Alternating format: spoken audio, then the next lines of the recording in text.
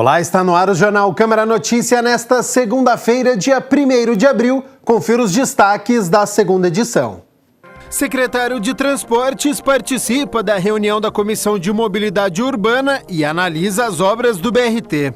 Pelo segundo ano consecutivo, Câmara cedia ciclo de debates promovido pelo Tribunal de Contas do Estado. Comissão de Políticas de Prevenção às Drogas da Câmara reúne profissionais para debaterem o tema: a dependência química no mercado de trabalho. E no esporte, Ponte Preta arranca empate com o Oeste em Barueri, na primeira partida da semifinal do Troféu do Interior. A Comissão Permanente de Mobilidade Urbana e Planejamento Viário da Câmara de Campinas, sob a presidência do vereador Carmo Luiz, realizou a primeira reunião do ano e trouxe o secretário de Transportes, Carlos José Barreiro, para falar sobre as obras do BRT. A primeira reunião da Comissão de Mobilidade Urbana e Planejamento Viário de Campinas contou com as presenças dos vereadores Carmo Luiz, do PSC, que é o presidente da comissão, Luiz Rossini, do PV, e Aurélio Cláudio, do PMB, além do secretário de Transportes e presidente da INDEC, Carlos José Barreiro. Segundo o secretário, o sistema de transporte BRT de Campinas será integrado com o transporte convencional com o mesmo bilhete. O que manda nesse processo é um conceito técnico que chama assim: quantidade de passageiros transportados por hora sentido. Então, como é que eu calculo isso? Eu vou daqui para lá. Então, quantos passageiros por hora no sentido de ida eu tenho, quanto eu terei no sentido de volta. Isso é o conceito. Dependendo dessa quantidade, isso é feito com pesquisas, com análises, com prospecções, estudando como é que a cidade se pretende desenvolver, né? O BRT vai interligar os bairros dos distritos Campo Grande e Ouro Verde à região central. O número de passageiros não será superior a 30 mil por hora. O custo de implantação é de 14 milhões de reais por quilômetro. No total, 450 milhões de reais. A entrega está prevista para junho de 2020. O presidente da Comissão de Mobilidade Urbana e Planejamento Viário fez uma avaliação da apresentação feita pelo secretário de Transportes. Foram apresentado todo o projeto, como está o desenvolvimento das obras, as empresas, os valores, como serão. Foram tiradas muitas e muitas dúvidas dos moradores, abriu-se muitas portas, inclusive, para solucionar problemas que os moradores têm enfrentado. A segunda pauta da reunião foi sobre a 5ª Semana Mundial da ONU sobre segurança no trânsito. Campinas pode ser sede do evento. Juntando os prefeitos da região metropolitana, vários prefeitos, são 20 cidades, o secretário já se colocou à disposição para apresentar propostas, ou seja, apresentar o que vem sendo feito. Então, se Deus quiser e der tudo certo, traremos o evento da ONU aqui para o Maio Amarelo. A Câmara de Campinas recebeu pelo segundo ano consecutivo o ciclo de debates promovido pelo Tribunal de Contas do Estado. O plenário da Câmara de Campinas ficou lotado na última sexta, dia 29, durante a 23ª edição do ciclo de debates com agentes políticos e dirigentes municipais. Na realidade, trata-se de esclarecimentos, ponderações. Tanto é que nós estamos com a plateia aqui, quase toda formada por secretários municipais, por vice-prefeitos, por prefeitos, procuradores municipais, porque essa antecipação ela é muito positiva.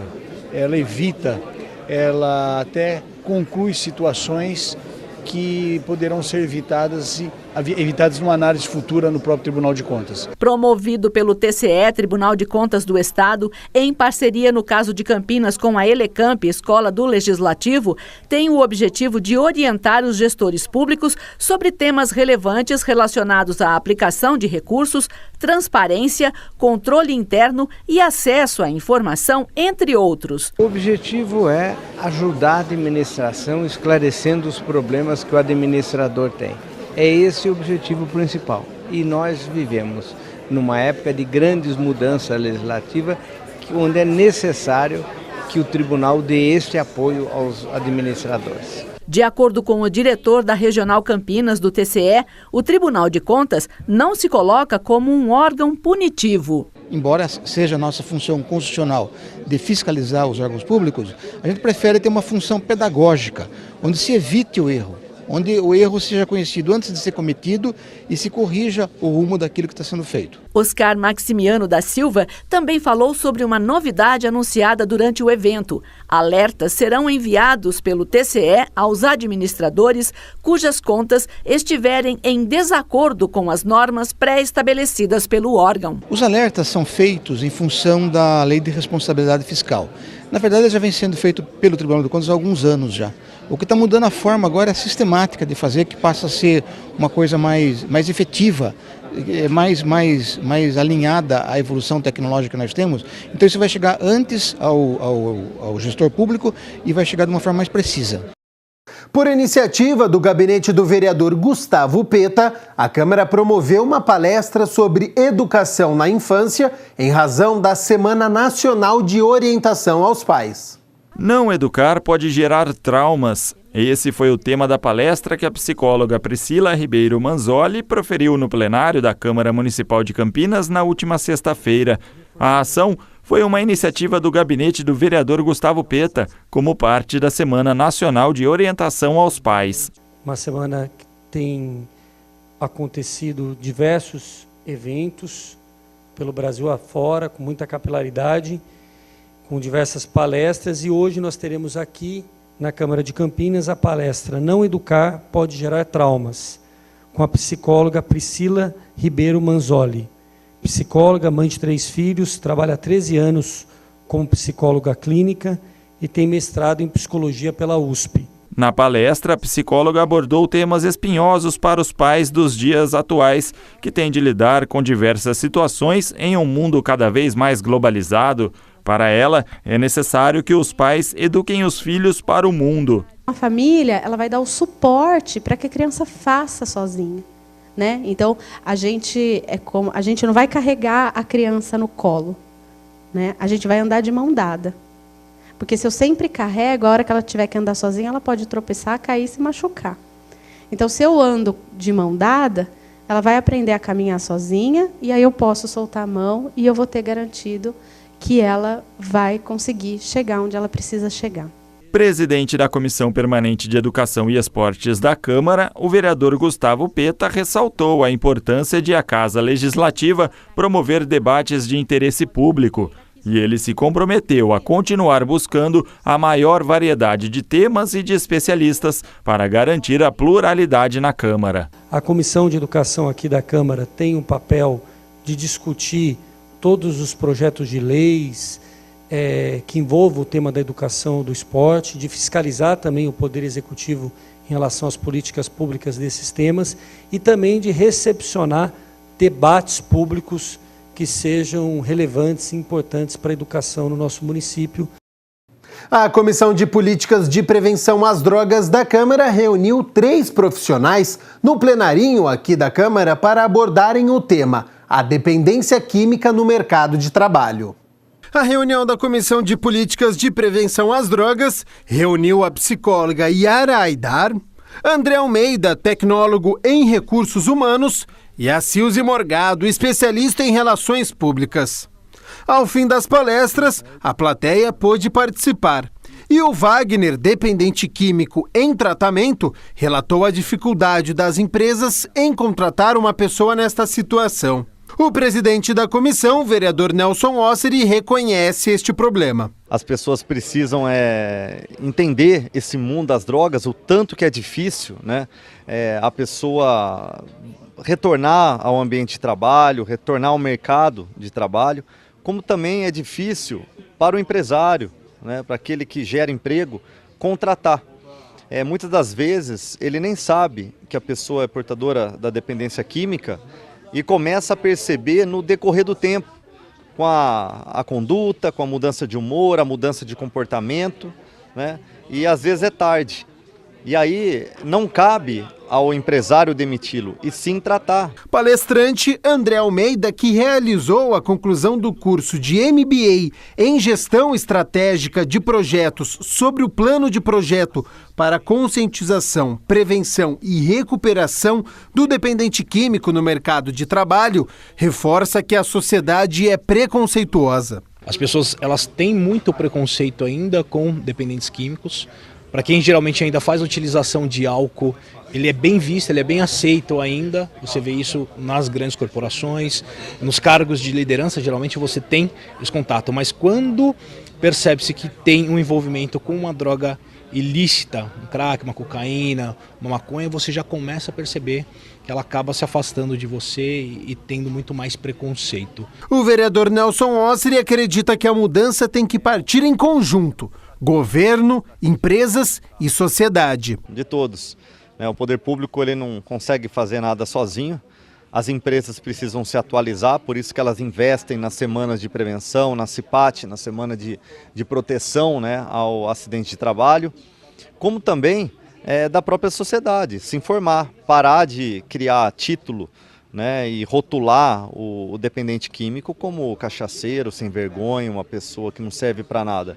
São pessoas, são vidas que infelizmente desenvolveram a dependência química e que merecem ser resgatadas, reintegradas à sociedade, em especial ao mercado de trabalho.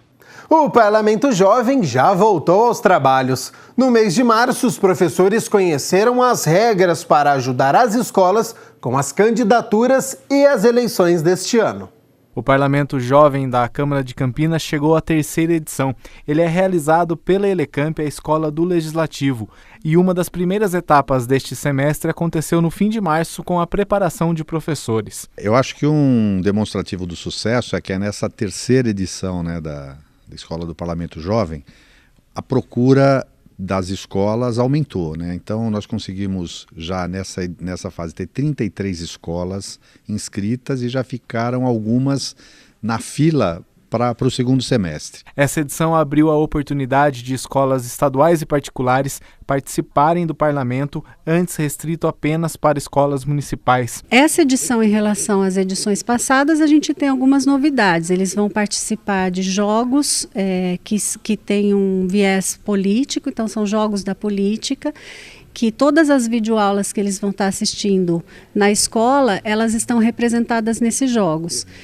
Nós temos como novidade a semana de visita técnica aqui na Câmara Municipal, que eles conhecem setores chaves de atendimento a plenário, diretoria de assuntos legislativos, presidência, a própria Elecamp, como trabalha. Então eles vão passar uma manhã aqui divididos em grupos, também isso não tinha em relação às outras edições. No demais é tudo que eles já vivenciaram em outras edições, visita aos gabinetes, aulas de orientação, reuniões por partidos temáticos e a vivência da reunião plenária.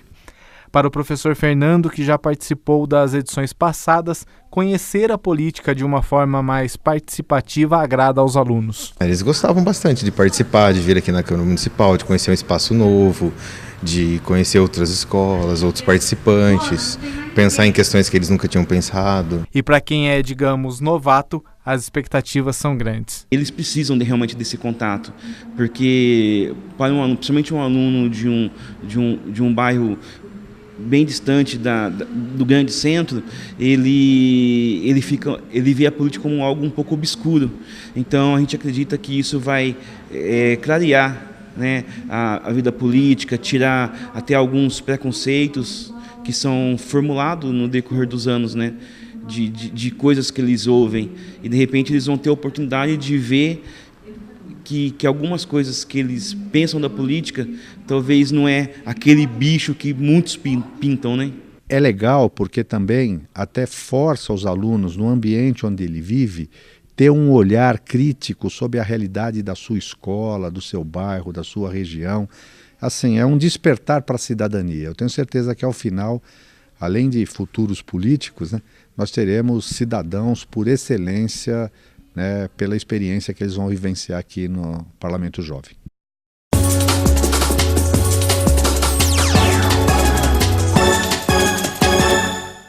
No primeiro jogo da semifinal do Troféu do Interior, a Ponte Preta foi até Barueri e arrancou um empate no último lance diante do Oeste. Aos 32 minutos, o lateral esquerdo Abner escapou pelo lado e fez o cruzamento rasteiro. O atacante Júlio César saiu da marcação do zagueiro e completou para o fundo das redes. 1-0 Ponte.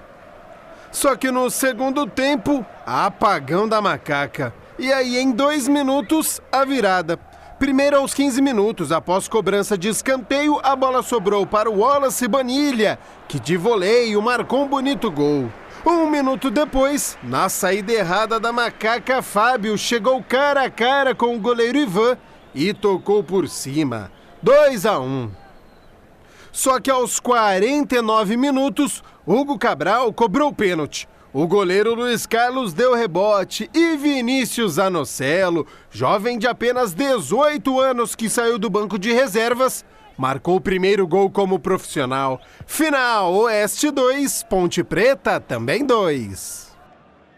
Empate importante, já que no domingo, às 7 horas da noite, a Ponte recebe o Oeste no Moisés Lucarelli e, se fizer o simples, vencer por qualquer placar, avança à final do Troféu do Interior.